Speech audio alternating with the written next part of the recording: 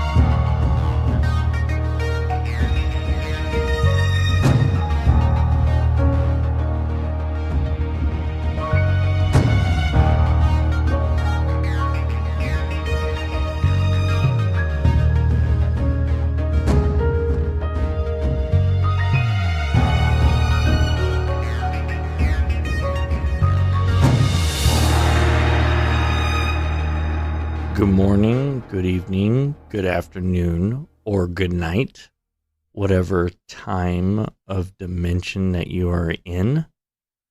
This is your host, Chris. Welcome to Interstellar Frequency.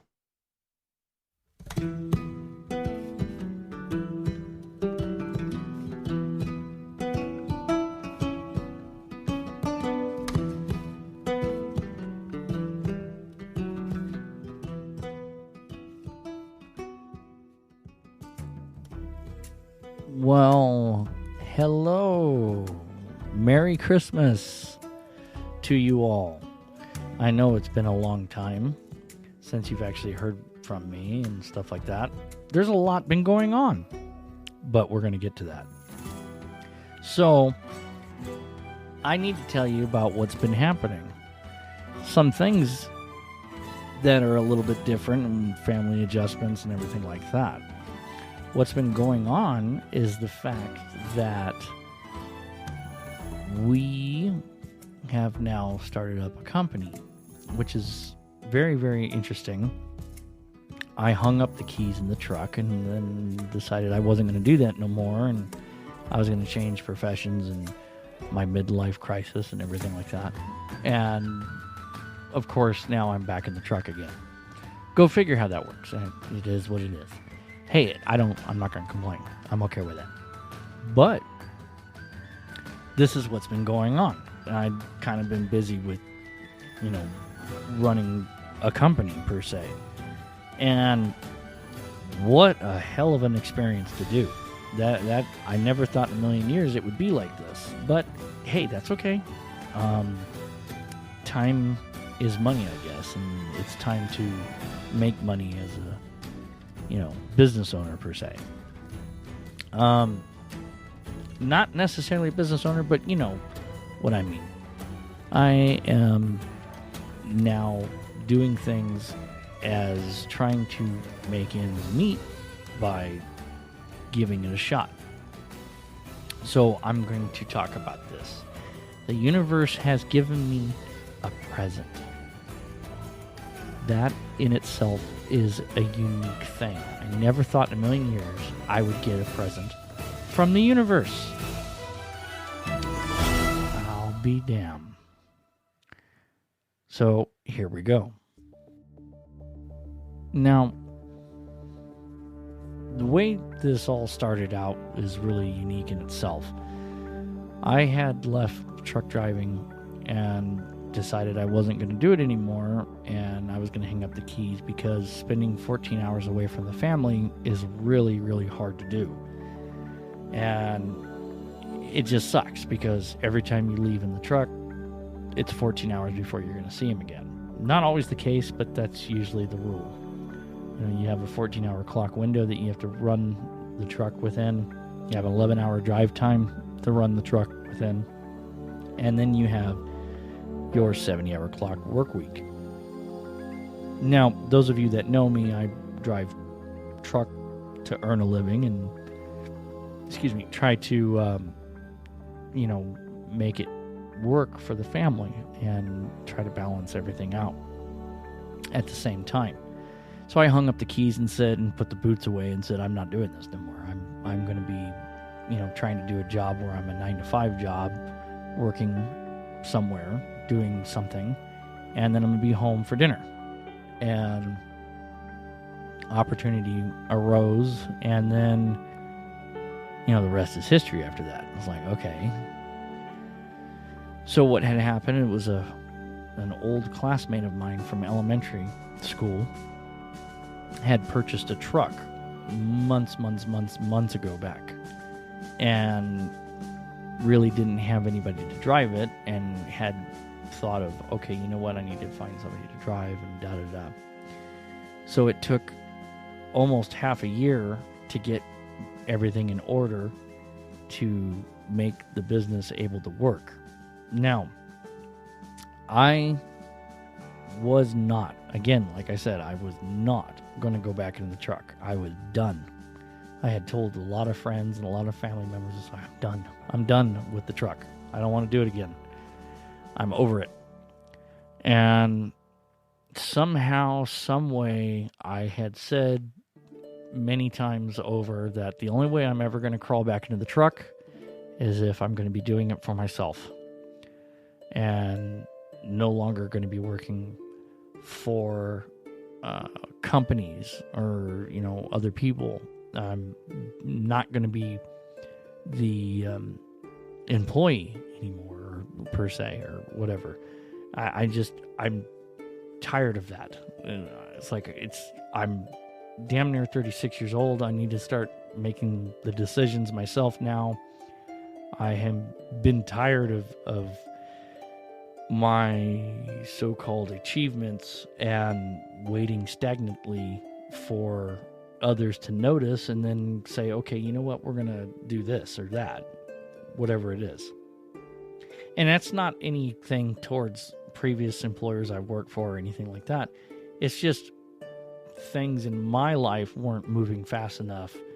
And so therefore, I guess you take life by its hands, or you take life, how do you say that? You say you take life by the hands and then you take control of it or something, per se.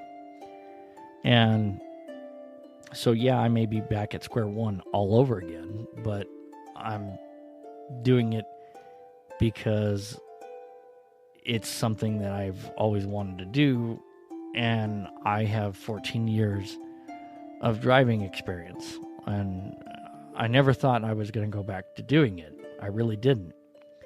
And I met up with the guy, and he's like, yep, this is what I got. This is what's going on. I said, okay, well, this is what we're going to do, and this is how we're going to do it. And if we're going to do it, we're going to do it this way. And this is what we're going to do.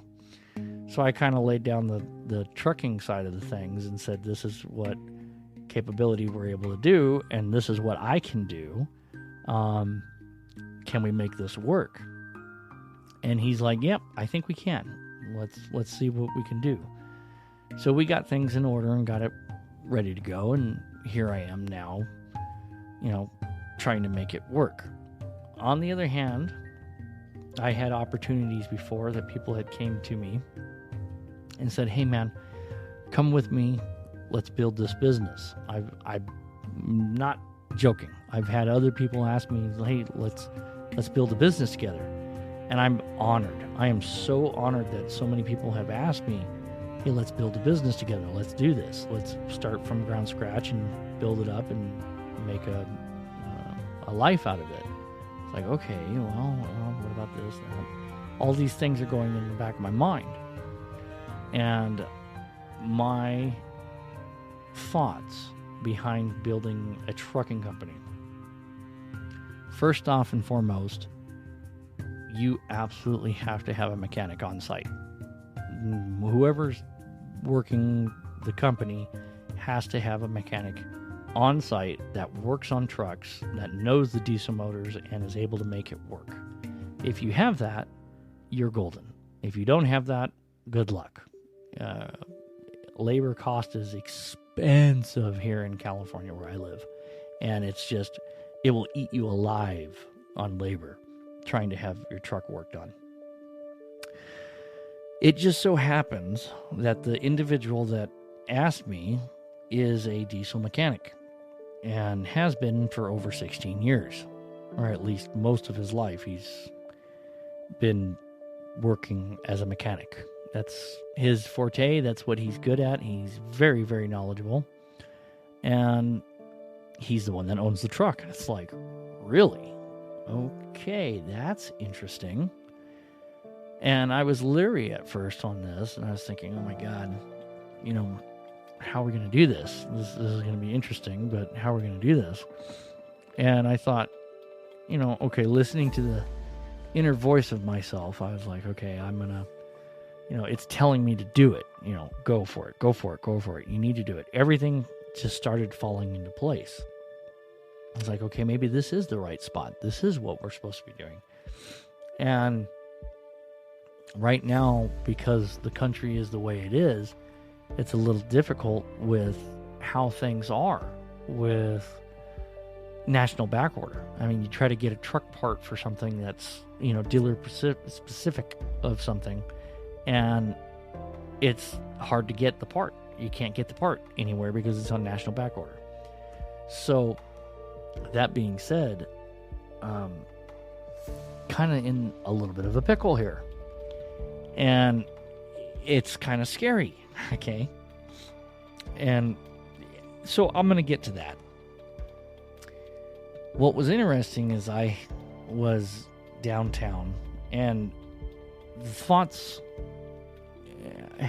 I have come to the realization, physically, yes, we're alone, right? Physically, especially me. If I'm in the truck and I'm going point A to point B, delivering something or going here and going there, I'm physically alone. There's nobody else with me, nothing like that, right?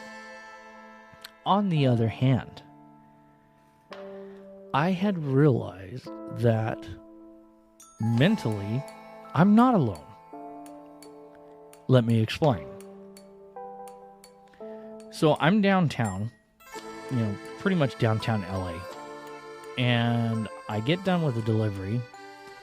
And mind you, we're like not even maybe a month in working and just barely started. And it's one of the worst times to ever start a company. If you think about it, it's the fourth quarter of the year.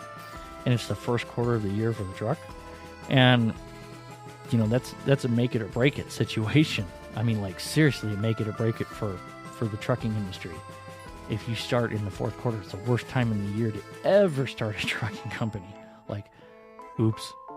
But, you got to do what you got to do. Anyhow, I'm downtown. Get done with my delivery. And I am sitting, getting ready to jump on the freeway. And I'm underneath the freeway. And it's a large tunnel/bridge overhead. And there's a bunch of cars pulling into the area. And I was quickly reminded that I'm in, like, LA traffic. Because it never fails in LA traffic. You hear, and, it's like, okay, LA traffic, that's right. Everybody blows their horns because they're impatient. They want to go somewhere. They're being held up. Get out of my way. I want to go now. Let's go. Let's go. And it dawned on me. I had my window down, my driver's side window. It was the funniest thing. I hear the horn honk, and I'm like, oh, that sounds cool. You know, it's in the tunnel. It's like, you know, it has that echo effect, right? And so I'm like, okay, I'm thinking to myself, I'm not saying this out loud, but apparently other people were on the same page of some sort. And all of a sudden I hear the one horn honk, and then I hear someone else honk their horn. And then a third person. As I'm thinking about this, I'm like, I swear to God, if the horn continues, I'm going to jump in on the fourth horn. And it was beep, and then it was beep, beep, and then beep, beep, and then, of course, me. I'm like, beep, beep, beep. And then other people jumped in on it, and everybody else started doing it in the tunnel. And we're all honking our damn horns in the tunnel, and it's just the funniest thing. I'm cracking up. They're cracking up. It's days before Christmas. And I'm like, you know, this is too cool. We're all, you know, they say great minds think alike, you know, or, you know, we were just being goofy and stupid. I don't know. But apparently we were all on the same damn page. Everybody had their position of where they were going to honk the horn at. And it was bizarre. And I realized at that moment, I was thinking the same thing. They were thinking the same thing. And we were all on the same page. And it was like, that's cool. Who would have ever thought in a million years that we all have the same thought? And we're all going to just jump on this bandwagon and ride the train, you know? And it was the neatest thing. You had to have been there. Trust me. And no big deal. I was like, okay, that's very cool. What I find interesting is I have this situation with this truck, right? I have this item that I have to get. It's on national back order. It sucks. Oh, God, does it suck so bad. Okay, so let me explain. This item that I have to get is causing me to have an air leak on the truck. It's basically like an out-of-service violation air leak. And I can't do a damn thing about it. I had been stopped by, you know, the highway patrol, and had a small minor inspection. Everything was good, and I passed that. And I got to talking with the officer, and I say, hey, you know, what's going on with, you know, with the way the country is, and things are on back order, and it's really hard to keep things going, and yada yada yada. How do you guys handle the situation like that? And he goes, well, if it's an out of service, it's an out of service, and it's going to be a tow. There's nothing we can do about that. I mean, I understand that the country's in a bad situation. Yes, that's horrible for you, and yeah, you're gonna, you know, be loss of time until that part comes in, but, you know, we got to do what we got to do and keep the roadway safe. I said, I agree with you 100%. I'm not disagreeing with you. I agree that the trucks do need to be safe, but isn't there a little bit of a window leeway here for something that is out of your control and my control and basically the country's control at this point, you know, because of manufacturing or something? Nope. This is what it is. This is the rules. Okay, got it. Thank you. And that was it. That's what he explained to me. So, as of a couple days ago, I'm on my way home, and it was the same day of the whole horn deal. I was done doing what I needed to do, and I was bobtailing the semi back up the hill. And lo and behold, I'm getting closer and closer to the scale house, and I'm sitting there like praying to the Almighty Magnificent. It's like, please, God, please just be closed. Let me get through the holidays. It's right here on the holidays. I really need to get through until the next year, and we can get the part taken care of, and everything will be okay. Because this has been national back order for a while, apparently. And so I'm pulling up, contemplating the days, events, and things that happened. And lo and behold, the scale house changes from, you know, closed to open. All trucks must enter. My heart, I swear to God, just sank. And I'm like, oh, no. Oh, God, why? No, not me, not this, not now. So, what happens is I'm, bobtail empty, going in the empty lane, and there's a guy in front of me that's bobtail empty in the empty lane in front of me. And I see the inspection bay door open up, and I'm like, oh, shit. It's for real. I'm playing the Monopoly game for real. Oh, my God. I'm thinking I'm not getting ready to pass go at the moment. And, because, mind you, I'm playing the real Monopoly game now. And they light the guy up red in front of me. We both stop dead in our tracks in the lane, and it's like, oh, God. And they tell him to go to the inspection bay. Meanwhile, there's a bobtail truck coming out of the inspection bay, and I'm like, oh, Jesus, please. Oh, God, please. I am freaking beyond belief at this moment. I am scared. Because we can't. I'm sorry. Fourth quarter, first quarter for the truck company, fourth quarter, shut down. It's going to be the end of us. Not really, but pretty damn close. It would be the end of us. It'd be a deeper hole than I could ever get out of. We could ever get out of. We can't do it. It's just not possible. It would just like, oh my God. And I am sitting there talking to the universe. I'm like, please, God, just let me get through it. I can't have this right now before Christmas. Oh my God, oh my God, oh my God, oh my God. Right? And as I go through the scale house, I'm waiting for him to turn the light green. He turns the light green. The officers are sitting there behind the desk watching me.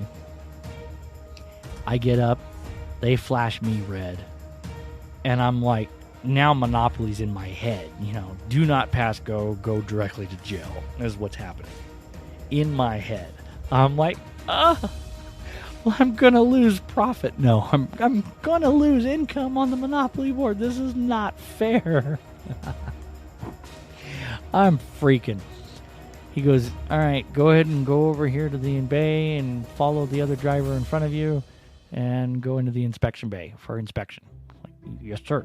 So I drive around to the other side, get pulled in. I'm waiting for them to pull him in. They pull him in. They pull me in.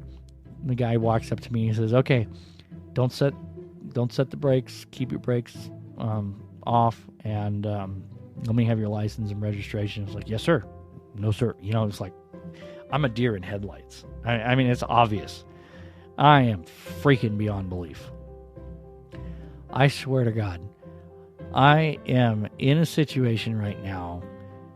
I have a problem that is out of my control. It's in the universe's hands, per se. It's in the transportation department of the economy of the country, I guess. I don't know what you want to call it. It's somewhere in a situation that's out of my control. I can't do anything about it. No matter how hard I try, there is nothing that could be done at all.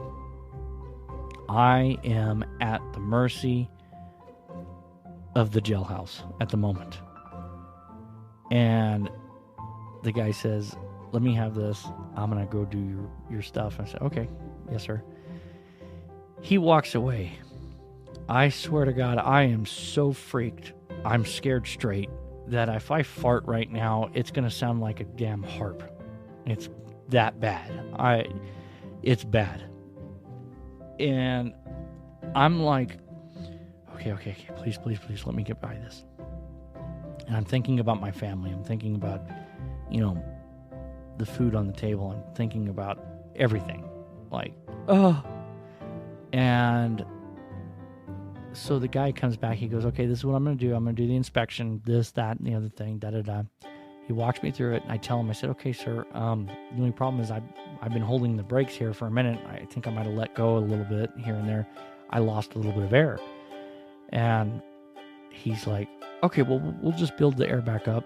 What are you at right now? I said, I'm 75. He goes, okay, we'll build it up to 95. That's all we need. I'm like, okay, great. And you could hear, it's obvious. I mean, it's so obvious. It's badly obvious. And I'm just like, oh, shoot me now, please. There's nobody there, That's what I'm thinking. Just shoot me now. Get it. Put me out of my misery. I don't want to deal with this. And so he starts to do the inspection, checks everything out. And I mean, I cannot fake this. Okay, I cannot fake this at all. He turns around, does the inspection, talks to me a little bit. I talk to him. And he goes, okay, give me 1 second. I'll be right back. I'm like, okay. He walks away with my stuff. And I'm thinking, oh, my heart, my gut is twisting knots. I am just in fear and terror in my life at this moment. Thinking about my family, right? Because this is all new to me. Once again, I'm in a situation that I'm fairly new at. I mean, I did this once before, but it was a long time ago, and it wasn't under the same conditions. It was a whole different ballgame back then. Long time ago. And he comes back up to me, and the other guy, before he comes back up to me, the other guy grabs this stairwell case, right? And he comes up to the side of the passenger side truck, and he starts scraping, takes a razor blade out and starts scraping the window. And I'm thinking, oh my God, what does he see over there? Like, I don't remember paint being on my window. What's going on? He sticks a sticker on the window, and I'm like, really? A sticker? Now I'm shocked. I am just beyond shocked. He comes back up. The other inspector comes up and he goes, "All right, here's your license. Here's your paperwork. Go ahead and sign right here." Like, he goes, "You passed your inspection." I'm like, "Oh." I must have been so damn obvious. He probably had a chuckle about this because I look like a deer in headlights, probably. Just scared shitless. I swear to God, I had to go home and change my pants because there was purple Twinkies in there. I'm pretty sure of it. And he's like, "Yeah, you passed your inspection. We won't be bothering you for the next several months. So, happy holidays. Happy Hanukkah, Kwanzaa." He starts reading. And I give him the same gesture. I'm like, "Thank you so much. Happy holidays. Merry Christmas. Happy New Year." Or I think I was so tongue-tied. Jeez. I was so tongue-tied. I ended up saying to him, I kid you not, I'm like, "Happy Christmas, Merry New Year." And he's like, "Huh?" I mean, Merry Christmas, Happy New Year. I ended up saying it backwards. I was so tongue-tied. And he just gets a chuckle, and he's like, "All right, well, be safe out there. Do what you got to do. And we'll see you again in a couple months." I'm like, "Thank you. Thank you. Thank you." And I'm like, oh my God, I passed Monopoly. I got out of jail and I went to pass go, and I'm collecting $200. I just got a present from the universe. I cannot believe this is possible. They're listening, this is what I'm thinking. Maybe call it whatever you want to call it. Call it divine intervention. Call it a gift from the universe. Evidently, they listen. Or maybe my, due diligence and efforts are not going unpunished. I don't know. I can't justify it. I really can't. The good deeds. I can't justify the good deeds. It is whatever it is. And I'll be damned. I was just like, this is amazing. Truly amazing. I just got a present. A Christmas present from the universe. I could not ask for a better present than that. I swear to God. Oh, I thank that. I thank the universe.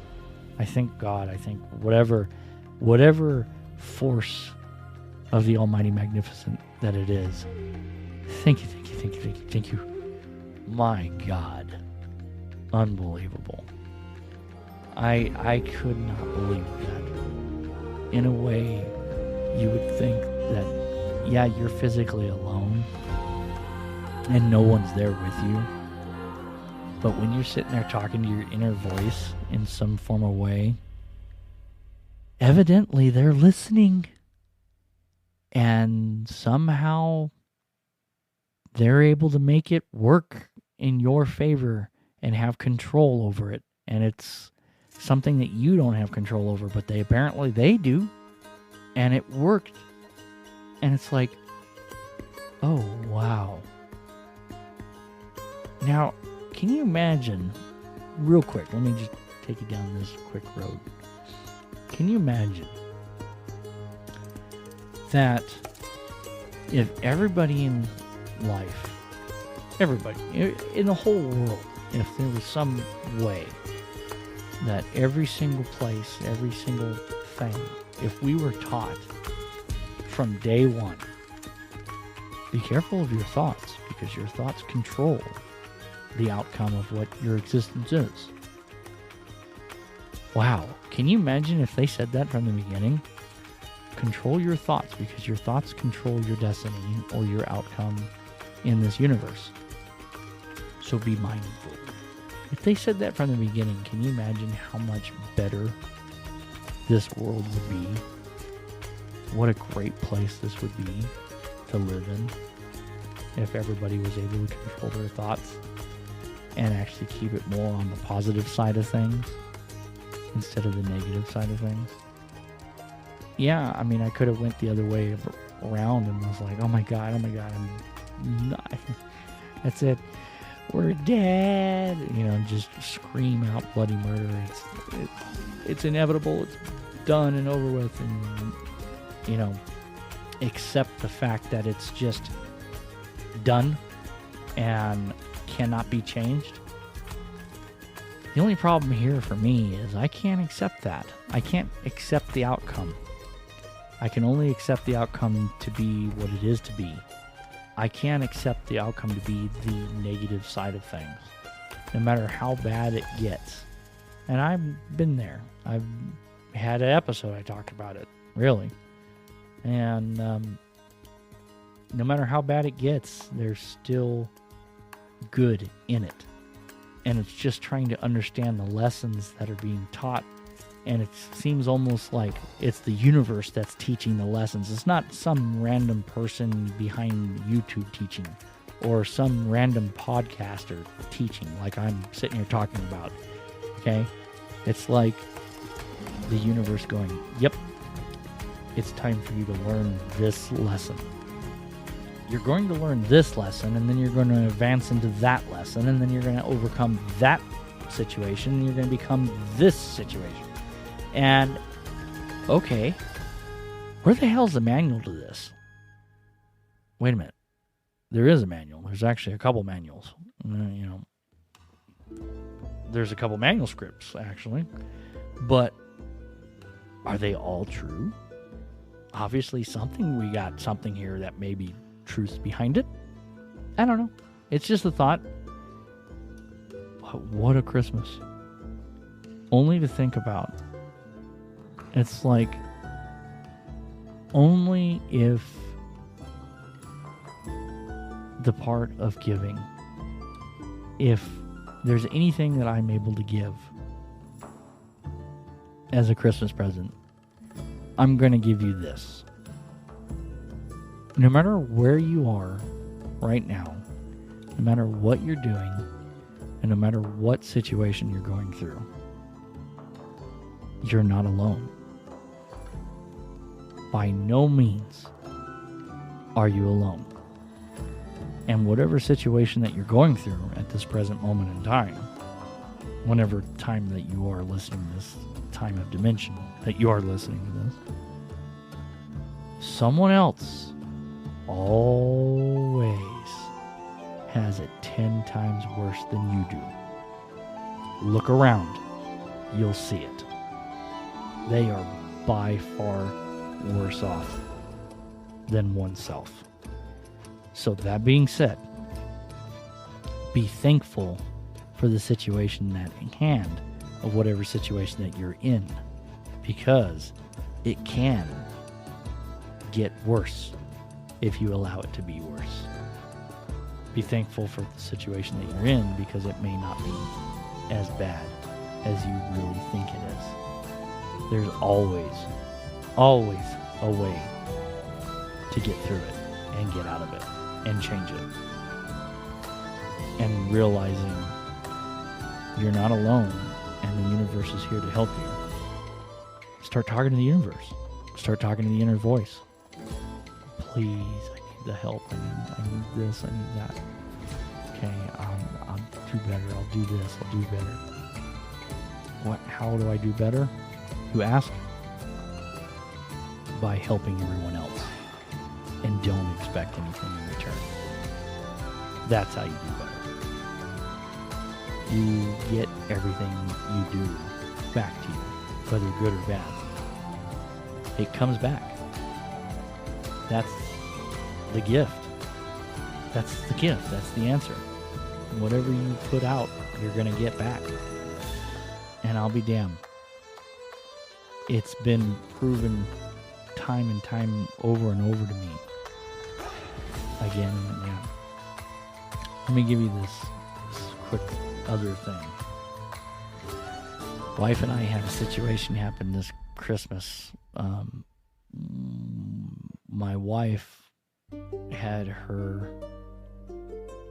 our food money robbed from her. And at the present moment in time that she had her money robbed from her, it wasn't that bad. We weren't in a situation that our kids were going to go hungry, right? I mean, we still had food to last us a little bit longer. Not all months, but, a little longer to survive. And my wife was offended by this. Somebody stealing the money from her. So, let me explain. Now, in her world, because she was robbed out of the money that we needed for the month, her whole world was upside down. As it would be anybody, right? It was money that was supposed to feed us and our family for the whole month. And I told her, I looked at her, and she's in, stitches over it. She's really, really upset.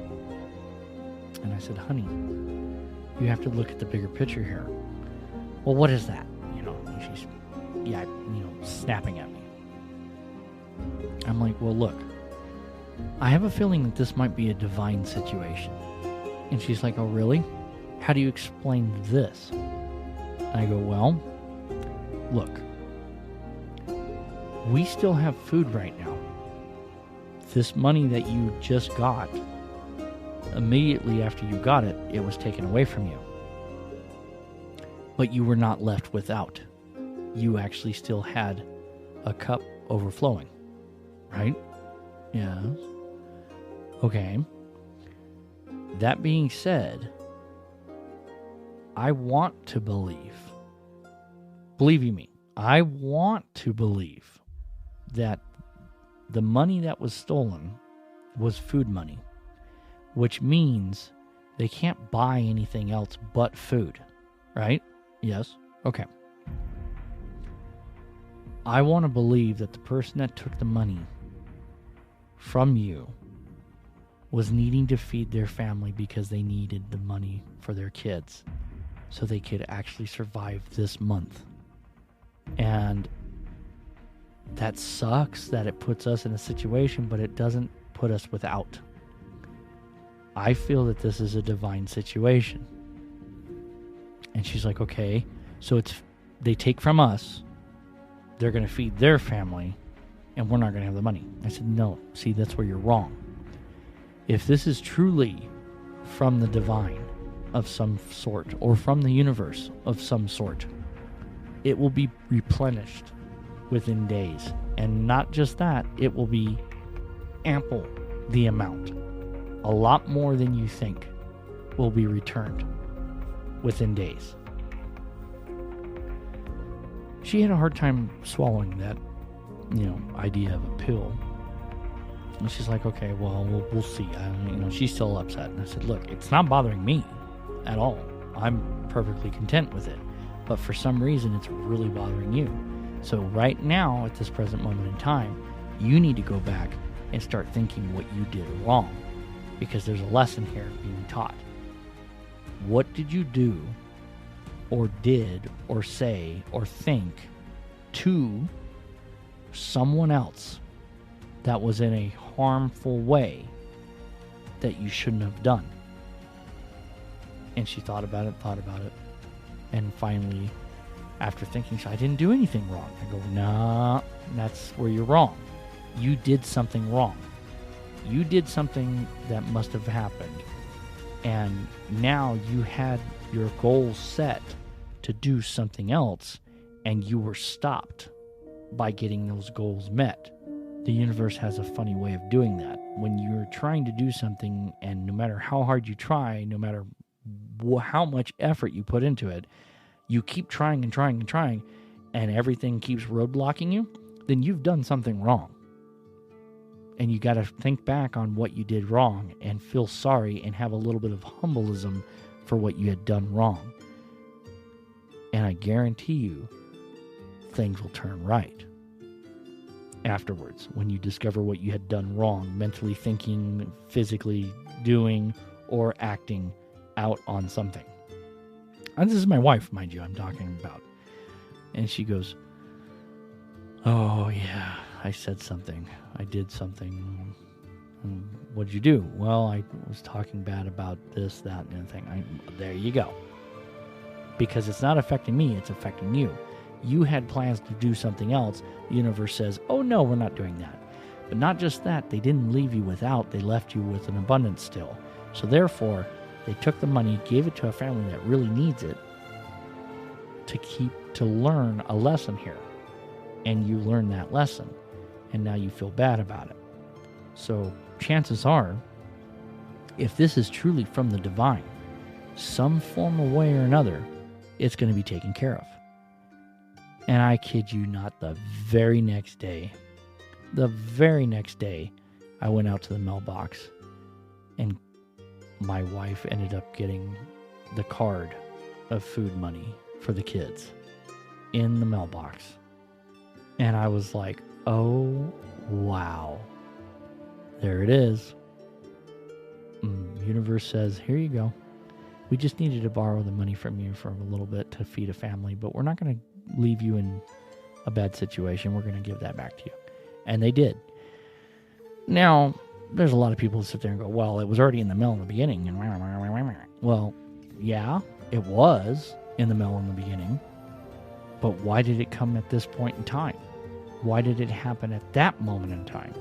How is it that it's just like this? Oh, it's a coincidence. No. Sorry. I don't believe in coincidences. Too many things have happened in my life that doesn't make sense, and then all of a sudden it makes sense by this. So far I've been living my life this way and discovering that yet here I am, the universe gave me a present, and I'm able to put food on the table just a little bit longer. So, if there's anything else I can say, Merry Christmas to you all. It's been one heck of a year, and I can't really give you a present, but the only thing I can give you is just this present of knowledge that I've experienced, and speak of what the divine has given me and share it with you, and then hopefully maybe in your life you'll be able to see the divine talking to you and giving you what you truly desire and what you truly need. So, until next time,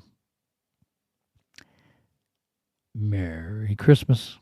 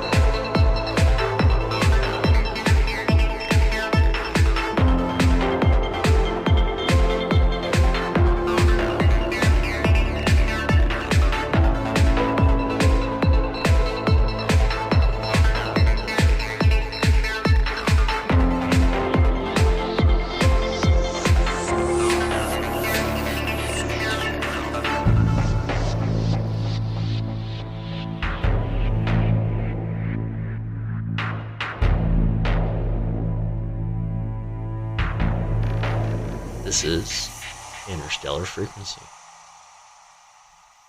End of transmission.